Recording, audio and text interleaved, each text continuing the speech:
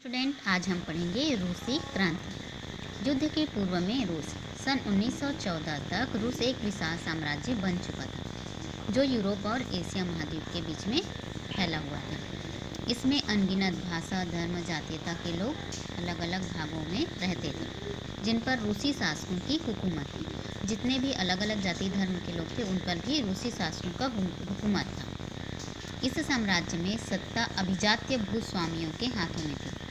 आप लोग को पता है कि अभिजात्य वर्ग किसको कहते हैं ना, जो धनी संपन्न वर्ग होते हैं उनको, जिनका नेतृत्व वहाँ के राजा निरंकुश शासक जार निकोलस द्वितीय है ना, जार यानी सम्राट, वो करता था। वह रोमानोव वंश का था। साम्राज्य के अधिकांश अधिकारी भूस्वामी ही थे।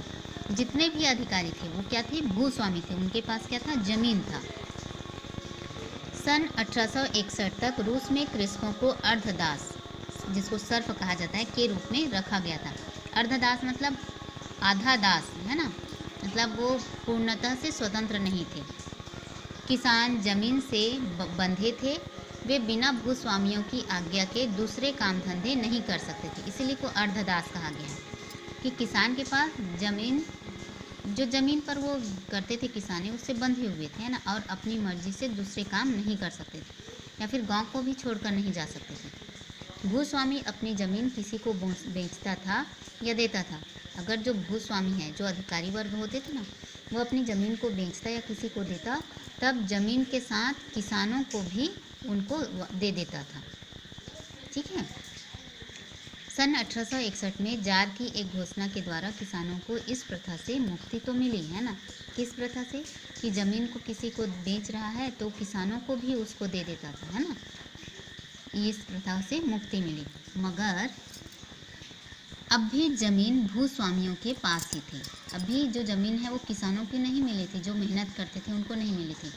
अब भी क्या है? भूस्वामी ही ज़मीन के मालिक होते थे और किसानों को यह ज़मीन ऊंचे किराए पर मिलती थी।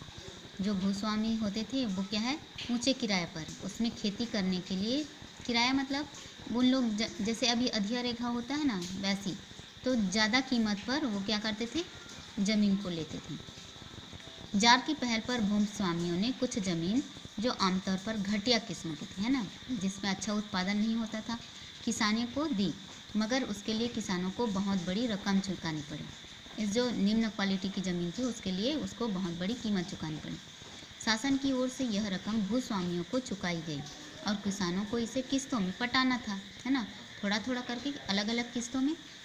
जब तक वे इसे पटा नहीं देते उन्हें गांव छोड़कर जाने की अनुमति नहीं थी। 1917 तक कई पीढ़ियों बीतने पर भी किसान यह ऋण चुकाते रहे, है ना। 1917 तक कई पीढ़ी बीत गए थे, फिर भी उन लोग क्या करते थे? वही ऋण चुका ही रहे थे। कुल मिलाकर 1861 में सुधारों से भूस्वामी को लाभ मिला। किसान कानूनी रूप से आज़ाद तो हुए मगर आर्थिक रूप से नहीं हो पाए। कानून बना है ना, कानून के तहत वो क्या है? स्वतंत्र हो गए, मगर आर्थिक रूप से जो पैसा है ना, उसके रूप से वो स्वतंत्र नहीं हो पाए और बुरे हालातों में फंस गए। लेकिन रूस में किसी प्रकार के लोकतंत्र या अभिव्यक्ति की आज़ादी के न होने कारण, लोकतंत्र नहीं था और नहीं किसी को बोलने की आज़ादी थी, है ना, होने के कारण किसानों के पास अपनी बात कहने या मनवाने के लिए कोई साधन नहीं थे। अभिजात व भूस्वामी व जार मिलकर निरंकुश शासन चलाते थे, है ना, जिस पर कोई रोक टोक नहीं कर सकता था, जो एक बहुत सीमित वर्ग को ही लाभ पहुंचाता था। इस तरह आम किसानों की हालत सुधरने की जगह और क्या हो गई? बिगड़ती चली गई। आजीविका की खोज में कई किसान शहरों में काम करने के लिए कारखानों में चले गए, शहरों की तरफ, और कई किसान क्या है? जार की सेना में भर्ती हो गए, क्योंकि जीवन तो चलाना है। इस तरह रूस में किसानों, मजदूरों व सैनिकों के बीच एक गहरा संबंध बन गया, क्योंकि यही किसान थे वो क्या है? मजदूर भी बने और सैनिक भी बने, तो क्या है? इनका एक गहरा संबंध बन गया। अब है उद्योग और मजदूर। सन 1880 के बाद रूसी शासक आधुनिक उद्योगों के महत्व को समझने लगे।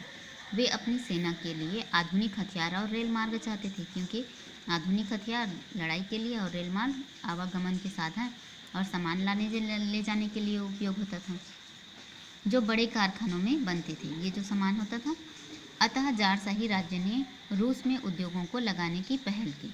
ब्रिटेन और फ्रांस में जहाँ मध्यम वर्ग के धनी व्यापारी आदि छोटे उद्योग लगाते थे, रूस में राज्य ने विदेशी निवेशकों को बड़े कारखाने लगाने के लिए आमंत्रित किया। रूस ने क्या किया? रूस में राज्य ने, देश ने विदेशी, जो विदेश के लोग हैं, उनको अपने यहाँ बड़े बड़े कारखाने लगाने के लिए आमंत्रित किया और उन्हें कई रियायत मतलब छूट दी। इस कारण रूस का औद्योगिकरण भी अभिजात्य राज्य के हाथों में ही रहा। वहाँ एक स्वतंत्र मध्यम वर्ग या शक्तिशाली पूंजीपति वर्ग का विकास नहीं हो सका। लेकिन बढ़ते औद्योगिकरण के साथ शहरीकरण भी हुआ। जैसे औद्योगिकरण हुआ तो वहाँ काम करने वाले बसने लगे, है ना, तो उसी तरह शहरीकरण भी हुआ, शहर बनने लगा। वहाँ बड़ी संख्या में औद्योगिक मजदूर रहने लगे, जिन्हें बहुत ही कम वेतन पर दयनीय हालतों पर काम करना पड़ता था। वेतन भी कम दिया जाता था। रूस में जो कारखाने बने वे बहुत बड़े थे, जिनमें हजारों मजदूर एक साथ काम करते थे।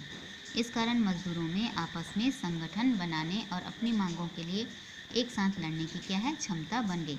क्योंकि आप लोगों ने यहाँ पढ़ा है कि किसान, मजदूर और सैनिक क्या हो गए, उनमें आपस में गहरा संबंध बनने लगा। ज़्यादातर मजदूर गांव के किसान परिवारों के थे। इस कारण गांव की समस्याओं से वो क्या है, गहरे रूप से जुड़े हुए थे। वो जानते थे कि क्या क्या समस्याएं होती हैं। अब पढ़ेंगे 1905 की घटनाएं।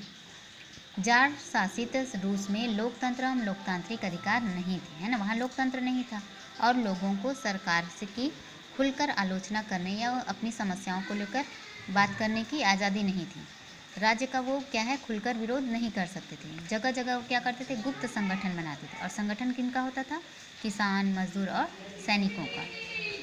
गुप्त आंदोलन चाहते थे। समय समय पर यह आतंकी हमलों का भी रूप ले लेता था, है ना। गुप्त संगठनों में रूस की समाजवादी व साम्यवादी पार्टी, किसानों की क्रांतिकारी पार्टी और उदारवादियों की पार्टियां प्रमुख थीं। इन पार्टियों की क्या है, संगठन बने।